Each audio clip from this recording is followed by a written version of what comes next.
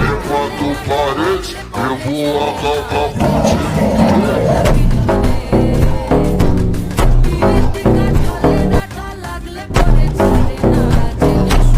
Enquanto parede, eu vou acabar contigo.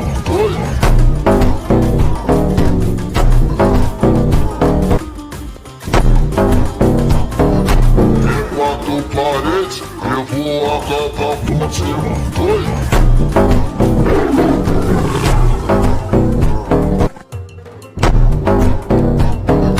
Enquanto parede, eu vou acabar contigo.